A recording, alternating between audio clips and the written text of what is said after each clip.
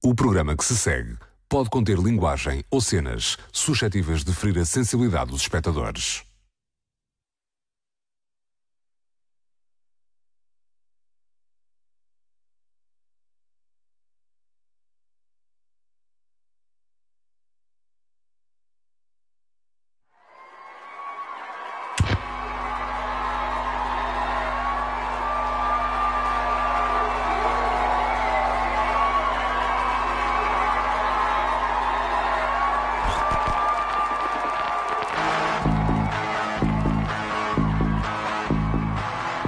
O Rendezvous era para nós quase que Londres tinha chegado a Portugal.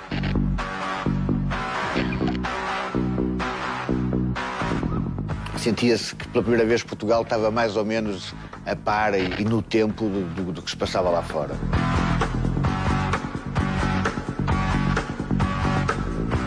Muita coisa foi escrita, muita coisa foi feita, muitas bandas se movimentaram, se formaram e tiveram pica para andar para a frente porque havia atuações no Rock Rendezvous. Uma grande pedra, uma grande onda, uma malha do caralho. Diverti-me imenso.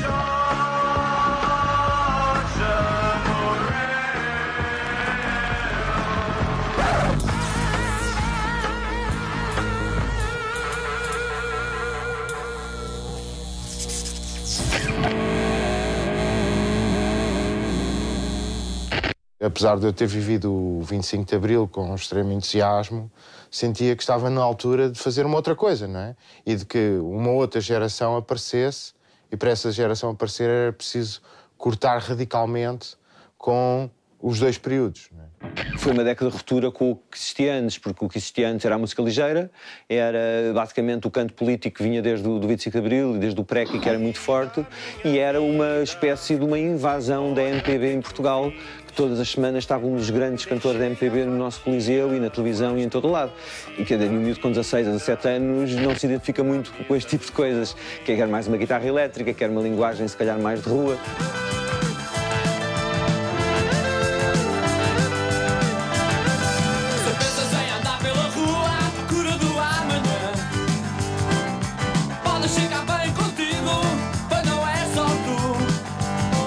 Éramos nós, eram aquelas pessoas, era aquela geração, pessoas que tinham entre os 16, 17, se calhar até mais novos, e que estava, pós-25 de Abril, de algum modo a confrontar-se com tudo aquilo que não tinha sido feito, não é, anteriormente, na ditadura, e a ter que fazer tudo de novo.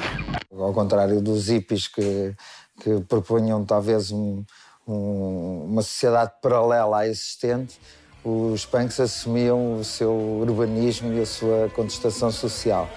E só tinha uma palavra de ordem, que era faça você mesmo. E o punk o que deu foi essa explosão da tampa da panela. Portanto, toda a gente saiu cá para fora, toda a gente tinha a hipótese de fazer coisas, bastava querer. Tudo isso acaba por acontecer em Portugal sem muita organização, acaba por aparecerem várias coisas, pessoas a querer fazer coisas. E nós começámos a fazer. E a fazer as coisas foram aparecendo feitas e resultou. Depois há sempre aqueles os críticos e os historiadores e não sei o que. Está a acontecer aqui uma coisa fabulosa, que grande movimento de cultura que acontece aqui no nosso país. E pronto, e foi só assim que as coisas...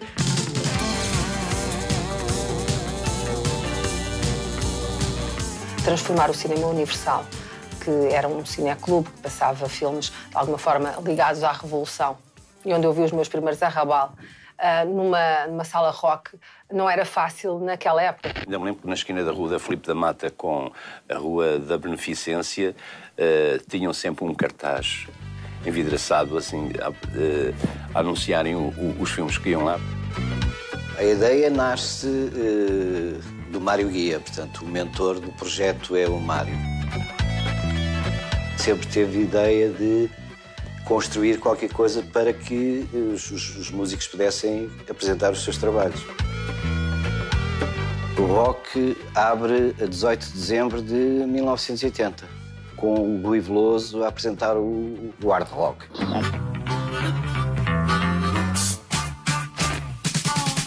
Chegando pela rua ao som do Lou Reed, sempre na sua, sempre cheio de speed. Segue o seu caminho, boa merda, não se beira Chega o fininho, frio da cantareira. Chega o fininho, chega o fininho. Imagina uma coisa, as pessoas estão em fila para entrar no Rock Rendezvous pela primeira vez no primeiro dia. Tenho 300 ou 400 ou 500 pessoas pela rua abaixo e continuamos a pintar paredes, continuamos a apertar parafusos, continuamos a soldar fichas, percebes? Portanto, é aquele stress de estreia para ele, Rui, que nós estávamos na obra a pintar aquilo e a fazer barulho e a martelar e ele estava a ensaiar. Foi uma noite porreira, ficou tudo muito bem, não é? Esgotámos a cerveja no bar para aí, não é? Depois foi o whisky, não sei o quê. Foi um espetáculo ótimo e eu acho que nesse primeiro dia as pessoas perceberam que o Rock Rendezvous, finalmente, a cidade tinha um sítio onde os amantes... Eu não gosto muito de chamar música moderna portuguesa, é música portuguesa, pronto, na vertente do rock. E a partir daí posso dizer que no primeiro mês esgotámos os dias todos, segunda, terça, quarta, quinta, aquilo estava sempre cheio. Primeiro o sol aquece-nos o corpo.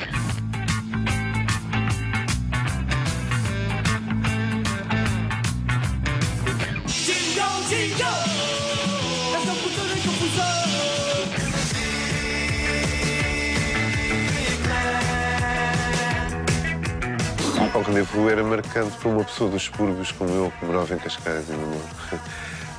Ir de Cascais até Palhavã era um percurso enorme e era um acontecimento. Eu lembro-me de estar ali à porta, comprar os bilhetes, depois ver passar os músicos das bandas, o Zé Pedro, dos Chutes.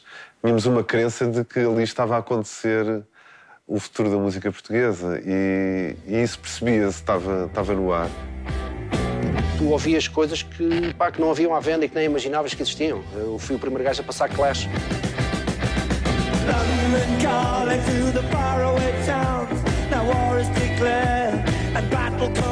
Eu lembro-me da primeira vez que fui ao Rock Rendezvous, que foi para aí em 83 ou 84, e que fui a uma matiné em que se passava um vídeo dos Police, ainda me lembro disto.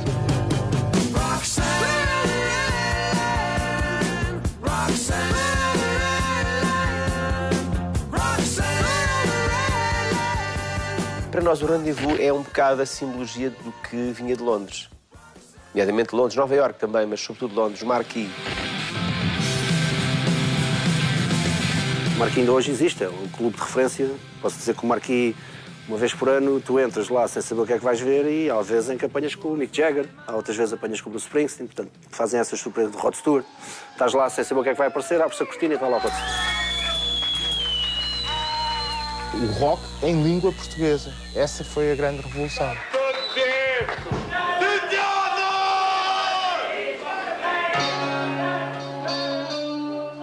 Eu penso que havia uma necessidade dos músicos de fazer perceber que o português também podia ser cantado e que não era obrigatório cantar-se só em inglês, como faziam, aliás, os Go-Go Blues Band, os Tantra, grupos mais antigos. Durante anos andamos a ouvir música elétrica de expressão anglo-saxónica, agora vamos tentar fazer isto nosso. Os espanhóis cantavam em espanhol, os franceses cantavam em francês, os alemães cantavam em alemão. Tu, quando queres cantar uma canção sobre Lisboa, se a cantas em inglês, melhor cantar sobre Londres ou sobre Nova Iorque.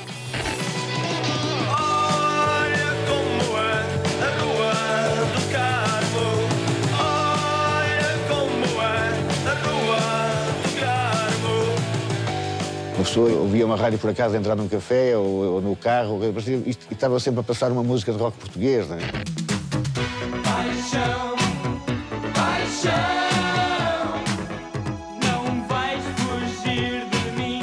As pessoas, mesmo aquelas pessoas que não ligavam à música, que não tinham nenhuma ligação particular com o rock ou com a música, de repente começavam a falar do novo grupo, da nova música que surgiu, quer dizer, a coisa tinha impacto social.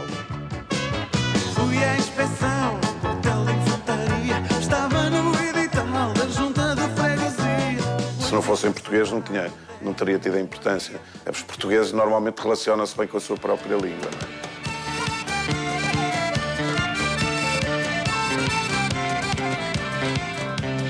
é? E aí percebemos nós também que afinal o português fazia sentido.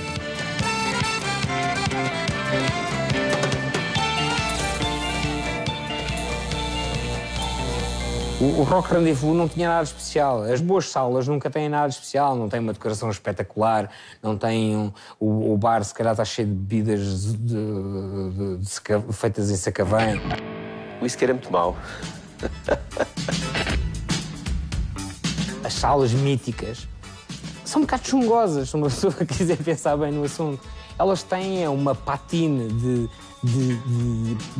Eu não acredito em espíritos, não acredito em nada dessas coisas, mas quando não sei quantas pessoas, extremamente criativas ou não, passam por um sítio, elas deixam pegadas, deixam rastros. As pessoas estavam em cima do palco, estavam empenhadas em fazer música, em divertirem-se eles, e as pessoas que estavam a ver iam ver porque tinham imensa curiosidade em perceber o que é que estava a acontecer ali em cima. Onde é que vamos hoje à noite? Olha, vamos ao Rock Rendezvous, que se calhar toca lá alguma banda que nós gostamos, ou vamos dançar ao Rock Rendezvous, ou vamos ouvir rock. Isso é um estágio seguinte em relação a uma sala de rock, é quando já se lá vai, porque vão estar lá os nossos amigos. Ir ao Rock Rendezvous era quase uma obrigação. Era saber que chegávamos lá e íamos estar com a nossa gente.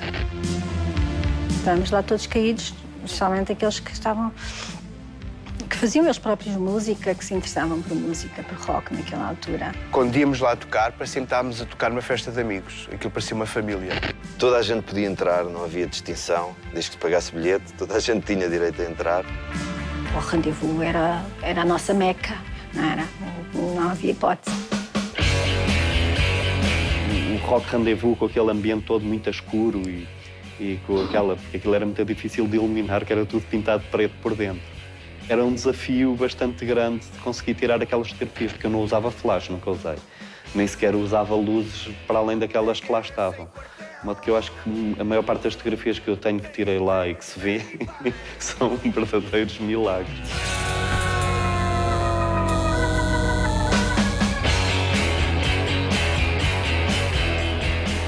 Lembro-me de irmos naquelas caminhonetas que saíam dos clérigos no Porto, Bini Joca, que saíam dos clérigos e paravam ali no Campo das Cebolas, portanto, com amplificadores metidos ali nas traseiras e com as guitarras lá em cima, no porta-luvas, digamos assim. O objetivo principal das bandas era irem tocar ao Rock Rendezvous. Aliás, era esse o objetivo, não era fazer um disco, nem tocar no Coliseu ou na Aula Magna, pronto, não, o objetivo era ter uma banda e tocar no Rock Rendezvous.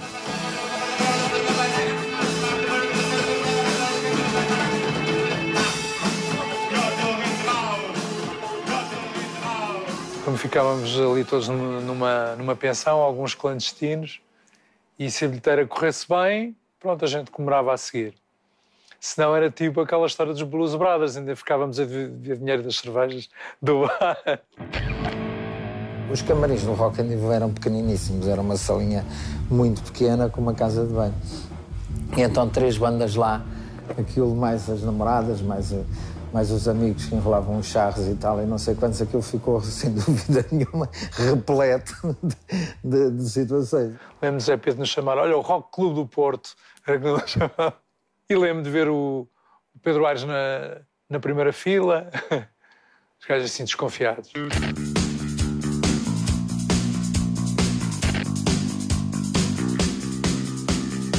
Eu gostava de ver o GNR, os GNR se calhar iam lá ver 2 ou 3 músicas que nós estávamos a fazer. Havia uma grande rivalidade, de facto. Aliás, eu lembro, quando os Heróis do Mar estavam em cima do palco, a gente aproveitava para se atirar às namoradas cá em baixo.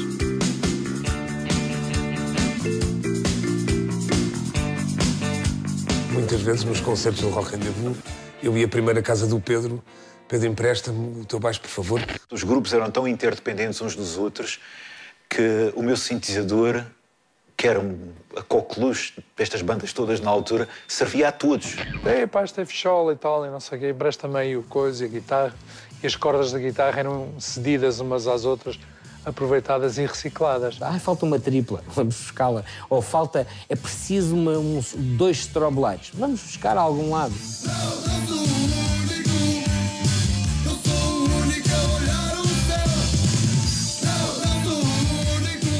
Chegávamos e não tínhamos espaço para levar a bateria, depois acabávamos por por tocar com as baterias que lá estavam, portanto os músicos, então na altura que era mais difícil adquirir os instrumentos, era mais natural acontecer essa partilha.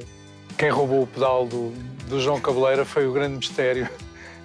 Pela primeira vez tivemos vários grupos envolvidos, desapareceu ali um pedal de distorção.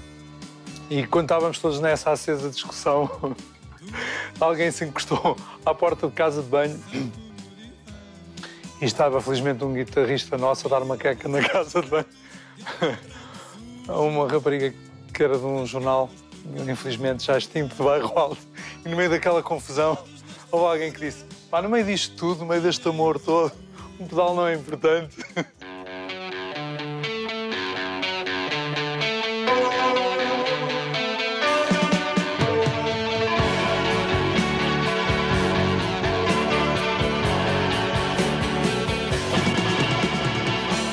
E também com as bandas, como é que eu ia te chamar, estrangeiras ingalesas que apareciam ali.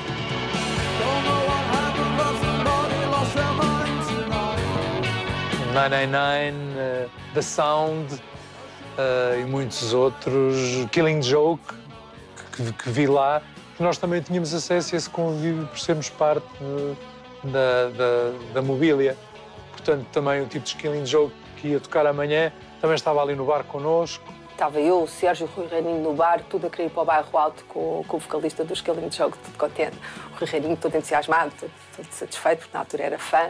O dealer era o mesmo também, se calhar não é, que sobrava da erva de um, plantava a erva do outro. Portanto, era uma coisa assim de agricultura e pastorícia ao mesmo tempo. E se os ácidos também. Havia gente que se calhar tinha tomado ácidos e ficava lá 3 dias ou 3 sessões contínuas.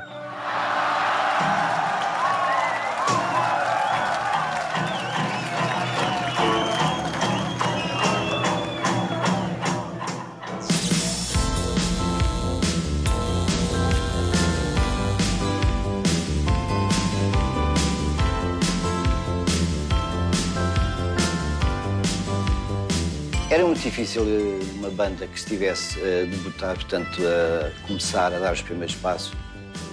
O ir a uma editora a apresentar a maquete podia ficar logo por ali. E nós não tínhamos esse tipo de problemas. Nós queríamos é que se criasse um movimento em que as bandas se preparassem para se apresentarem ao vivo e apresentassem os seus projetos.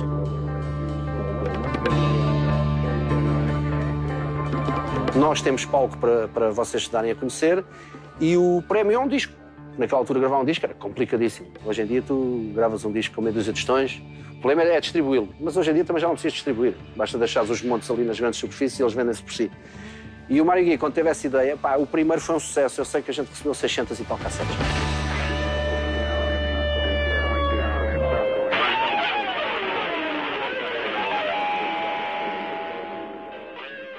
Eu lembro perfeitamente que havia bandas a gravar na noite anterior para mandarem no último dia, para ver se ainda ficavam. E depois, pá, tínhamos ali um júri, o Zé Nabo também nos ajudava, o Zé Pedro dos Chutos, o Mário Guia.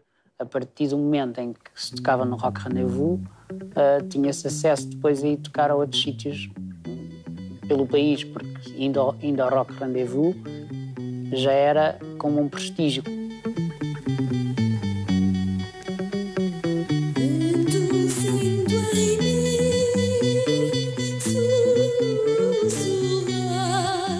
No concurso do Rock Rendezvous surgiram uma série de bandas novas ao longo dos anos que marcaram depois a cena musical portuguesa dos anos 80 e 90.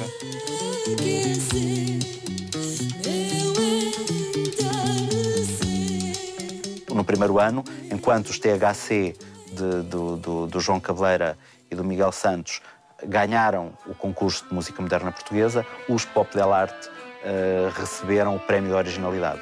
No ano seguinte, quem venceu o concurso foram os Merifadá, o de originalidade dos Mão Morta.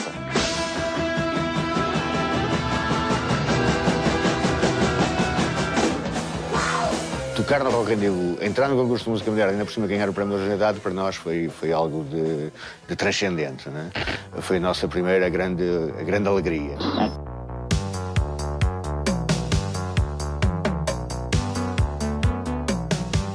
calhar eu fui o primeiro fotógrafo de muitas bandas em Portugal. Tinha a noção que daqueles músicos todos, poucos iam sobreviver. A maior parte são músicos porque ainda estão a estudar, mas um dia vão precisar de ganhar dinheiro. Não era fácil sobreviver como músico em Portugal, mas cada vez que apontava a máquina a uma banda nova, eu tinha essa noção que se calhar um deles poderia fazer história, e esse lado era muito interessante para mim enquanto fotógrafo. O Rock Rendezvous acho que nunca foi elitista. Tem a pessoa que nunca entrou nada de ligeiro, nem de pseudo-pimba, não é? Mau. Acho que tem a pessoa que nunca houve um mau show. Lembro-me de vários concertos e que para mim foram muito marcantes. Lembro-me de ver um concerto dos UHF e até fiquei, porque era uma banda que eu gostava muito na altura.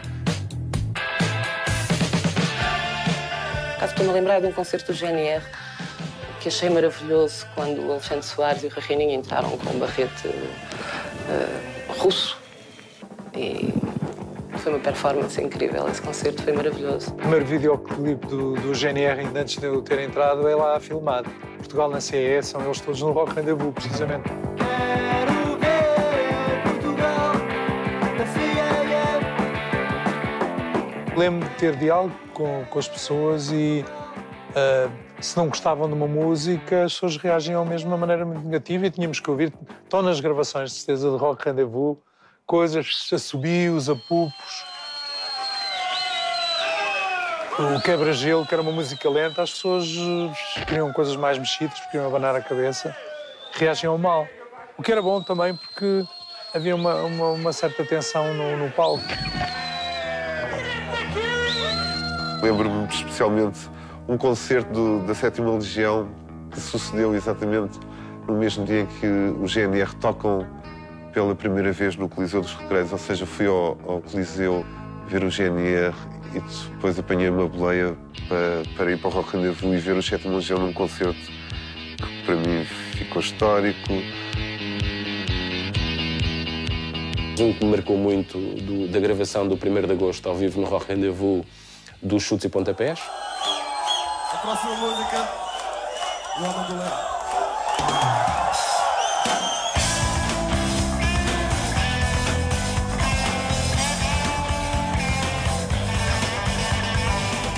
Eu tenho a impressão que os Chutes foram a banda que mais atuou no Rock Rendezvous, que mais gente levou ao Rock Rendezvous.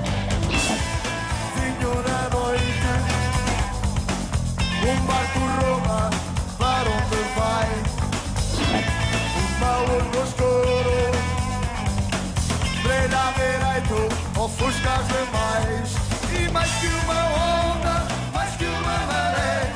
Fui na noite de 31 de julho de 85, tinha acabado de fazer 15 anos. Fui lá mesmo para a frente do espetáculo. Foi aí que eu conheci o João Gordel, que ele estava atrás de mim a cantar as canções todas. E lembro-me da cara dele, da popa, do cabelo louro. E depois, mais tarde, vejo a figura dele na televisão a cantar com a vida de marinheiro com os sitiados. Tenho aqui um rádio que só capta rádios pirata. Estou muito mexido. Pois é.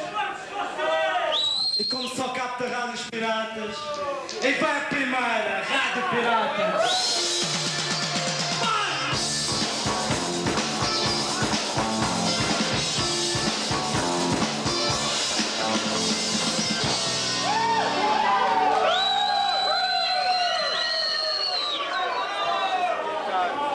Maldita cocaína que mataste a minha amada. Como diria o Farinha, são só mais 10. O Farinha era outro tipo de estilo, outro tipo de músico que nós não sabíamos muito bem o que ia acontecer. Os concertos dos Ocaso Épico não tinham muita gente. E lembro de um concerto em que às tantas o Farinha desatou a tirar couves. Foi para o palco bonito de couves e começou a tirar couves aos espectadores. E os espectadores começaram a tirar couves a ele. E depois já havia a quem tirasse copos de cerveja. E de repente a sala do Rock Rendezvous quase não dava para andar. Uma pessoa escorregava ali no meio da cerveja e das couves. Estava impossível. O Farinha tinha às vezes coisas começo a cuspir para as pessoas. É preciso ter cuidado com essas coisas. E outros cuspiam para ele também. E muitos também cuspiram para mim, não é?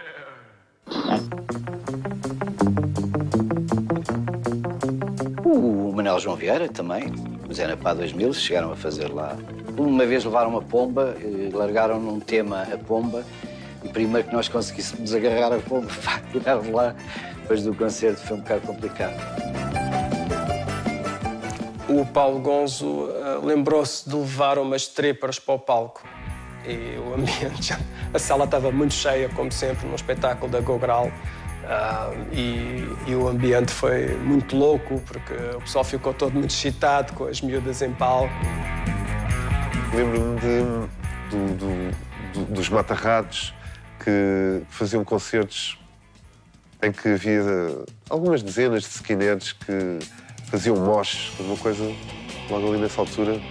Mosh e slam dancing, agitavam muito o ambiente e isso causava muita controvérsia nos mídias. Estávamos em casa, sem nada para fazer. Fomos para a cama, começamos a foder. Tudo estava bem, até certo momento apareceu a minha sogra. Pior que o João Bento, a minha sogra morreu. A minha sogra morreu. É assim, há um que é mítico e está, para mim, foi em termos de Big Bang, de energia dentro daquela sala, o concerto em que o Adolfo se corta na perna. À tarde ele disse-me, está-me a apetecer fazer uma loucura logo à noite. Eu disse, estás à vontade, eu gosto é de loucuras. Mas tu não imaginas a loucura que me está a passar pela cabeça. Eu disse, vê lá se me surpreende. A sala não estava cheia, estava a arrebentar pelas costuras, aquilo não cabia nem mais uma agulha, estava mesmo insuportavelmente cheio. Estava um ambiente de euforia, de maneira que aquilo sentia-se também em palco. Normalmente usava facas, usava canivetes, pontemola, bom, o que arranjasse na altura. Para as performances normalmente não acontecia nada, fazia pequenos arranhões. O Adolfo tira logo uma navalha de pontemola e eu penso que é logo à segunda ou à terceira canção e na intenção de fazer apenas uns arranhões deu uns golpes que chegaram até ao osso. Eu estava a 30 metros de distância na Regi e vi que isto abriu tudo, tipo bife, percebes? E eu disse, não acredito. E ele continuava a cantar. Ali ao passar a mão pela perna, aquilo sai-me a mão cheia de... parecia um balde de sangue, né?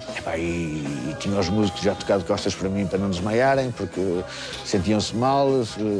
Já havia gente da assistência a desmaiar e a ser trazida para o palco, para os rolos a levarem, porque não podiam ver sangue. E eu saio da mesa de mistura, vou em direção ao palco, deixo as escadinhas e a coisa que eu fiz foi, passei pelo camarim dele, peguei numa toalha de rosto e fiz-lhe um garrote aqui. Apertei e disse-lhe assim, baixinho, ele a cantar, eu disse-lhe, vamos para o hospital, disse, só vou no fim, só faltam 3 músicas. E cheguei a Santa Maria, desmaiei eu. Depois houve, por exemplo, a estreia do primeiro espetáculo dos Heróis do Mar. Eu lembro-me quando cheguei à porta, havia tanta gente para entrar que eu praticamente não ia conseguindo entrar.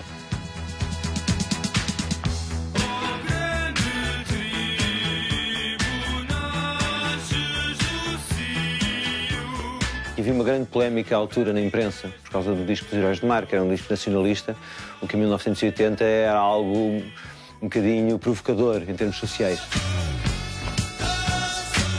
O jornal O 7, na altura, cognominou-nos de fascistas, nazis, andei 2 anos a levar com esse número. Os Heróis do Mar foram provocatórios quando aparecem com um tipo de imagem que recuperava, digamos assim, alguns ícones do antes.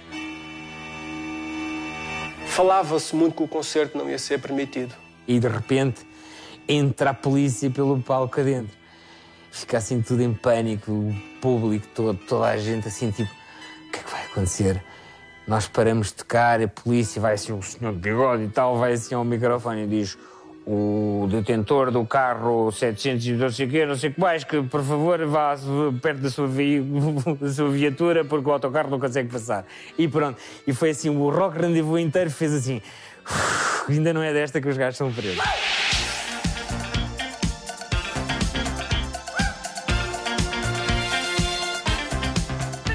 Criou-se toda aquela grande polémica que eram fascistas, que eram legionários, não sei o quê, porque para mim era tudo igual. Eles não eram mais que portanto, em termos da New Wave que existia na altura, era como os Spandau Ballet, não é? Como os Duran Duran, a maneira futurista de se vestir.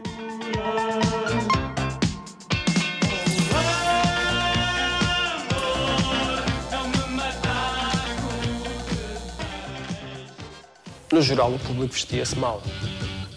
Não havia onde comprar roupa em Lisboa, ou até mesmo em Portugal.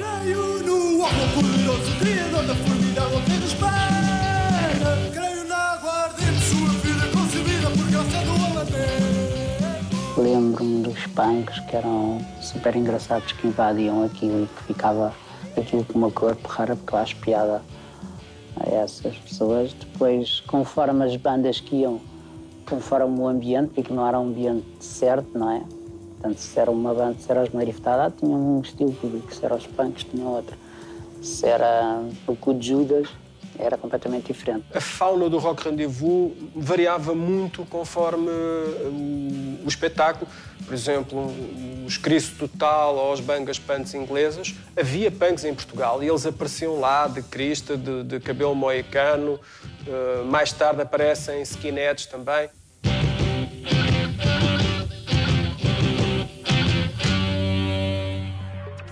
A ideia que uma pessoa tem é que aquilo era, sobretudo, 98% de homens, não é? Ainda muitos dentro daquele estilo anos 70, não é? Bigodes, aquela roupa. Portanto, era muito pouco anos 80. Era uma sala, claramente, uma sala masculina. Nessas tardes, as meninas podiam sair, mas também temos que ver que à época também não era fácil, em 80, 81, 82, as mulheres saírem sozinhas, pelo menos em Portugal, não é?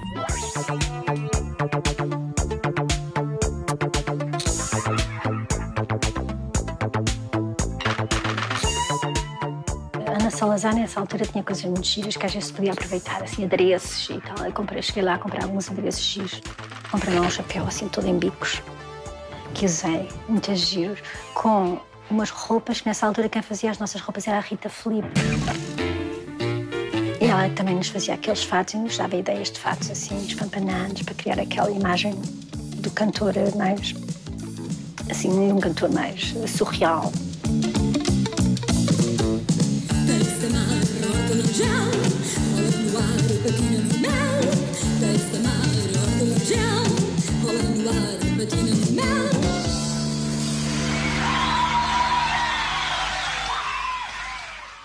O primeiro concerto tem logo uma coisa fantástica que é um cabeleireiro cá em Lisboa que entrou por ali adentro e do camarim e disse: vocês estão lindos, eu tenho de te maquilhar os olhos.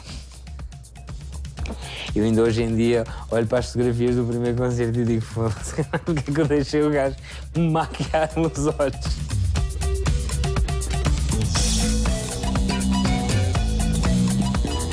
Nessa altura eu negociava diretamente com os músicos, não havia agentes nessas bandas mais pequeninas. Negociávamos as percentagens e eu queria tudo escrito, sempre. Não, e os outros iam lá todos assim, mas eu não, chegava lá e disse tudo assente no papel. E a gente era ferranha a discutir as percentagens. Nós ligávamos pouco ao dinheiro, eu acho que o mais importante era estar a fazer coisas. Claro que o dinheiro era importante, mas posso dizer que na altura os cachês do Rendezvous, se não fossem gastos nessa noite, eram gastos no dia a seguir em cervejas e em aguardentes e tal, e não sei quantos, porque saíamos dali para ir fazer a festa e pagávamos rodadas assim, conforme o dinheiro que tínhamos e que tínhamos recebido.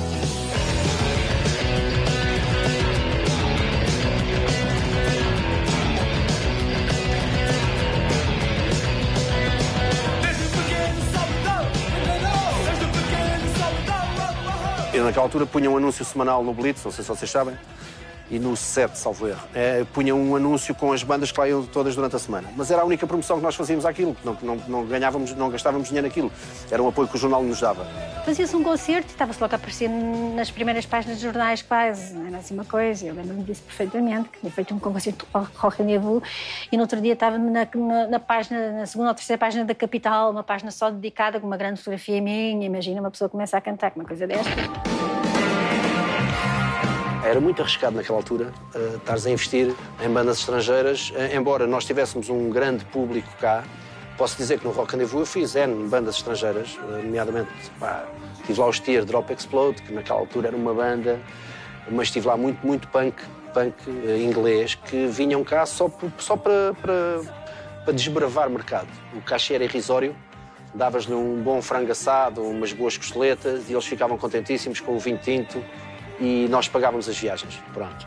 E levámos lá muitas bandas giras que se não fosse o Rock Rendezvous nunca teriam vindo a Portugal.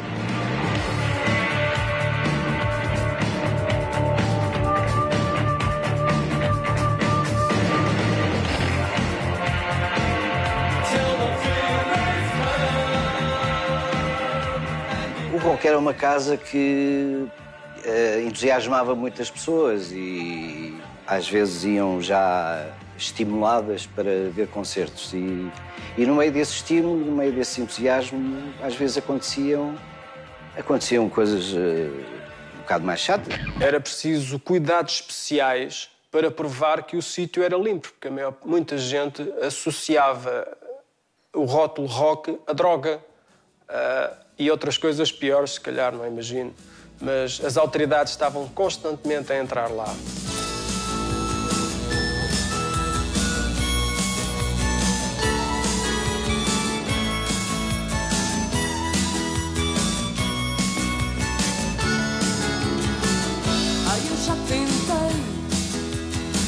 Pintar o céu em tons de azul, a ser original.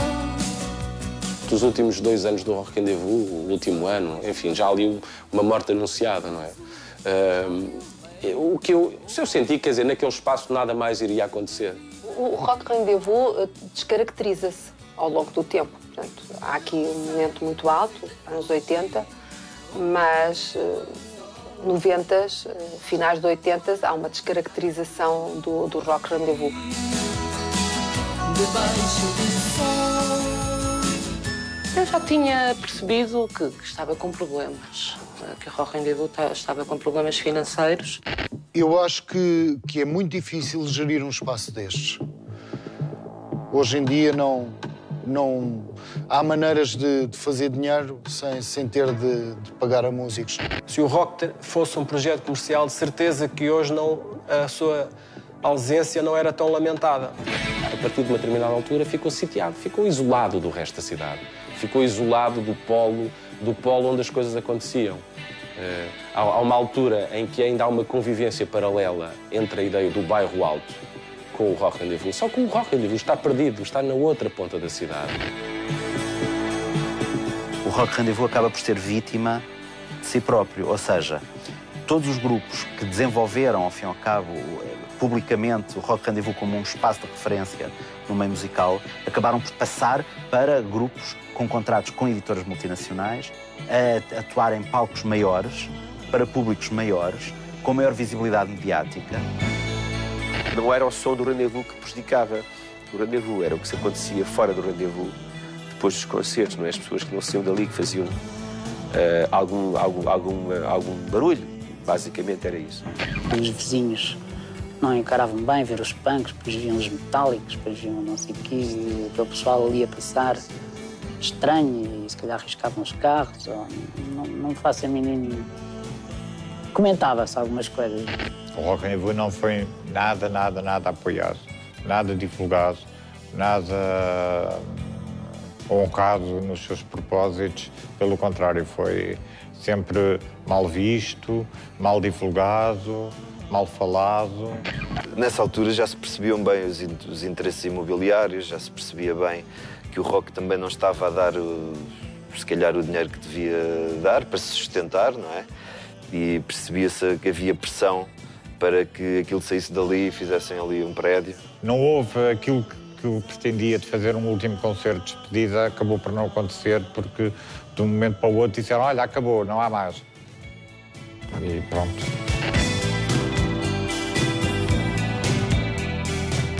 Eu acho que foi triste, tenho as fotografias do leilão, onde se venderam as cadeiras, onde se venderam os alto-falantes, o PA, os microfones, as chanitas. Fui lá para adquirir esta cadeira, portanto era tipo a minha relação umbilical com o espaço. Eu tinha que trazer alguma coisa para mim, para lá das memórias, para lá dos bilhetes, para lá dos discos que lá comprei, enfim, de todas as memórias que tenho do espaço. Tinha que trazer alguma coisa material também para casa que me acompanhasse ao longo da vida.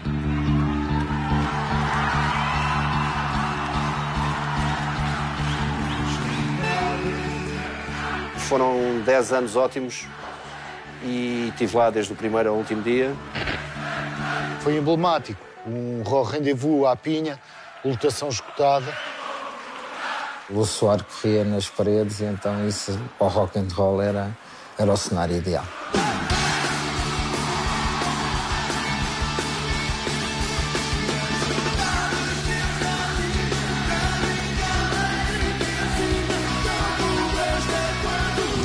Era quase mágico, não é? Aquela sala tinha qualquer coisa de especial. Não, o Rock Rendezvous era uma sala do caraças. O Rock Rendezvous como clube é um marco na história da música portuguesa. Depois disso nunca mais houve nada parecido. Nada.